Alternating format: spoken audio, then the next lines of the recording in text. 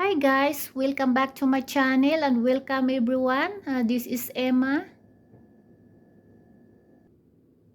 For today's video, I'm going to make a 1 minute in the microwave peanut butter dessert. And this is the mixture of everything. And I put 1 teaspoon of butter, 1 teaspoon of coconut oil, half teaspoon of baking powder, 1 egg,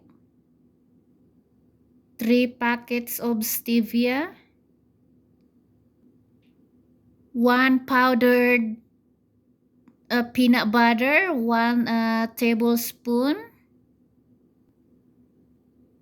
and 1 tablespoon of a coconut flour, and microwave for 1 minute. Mix it first before you put in the microwave. Okay, let's do it.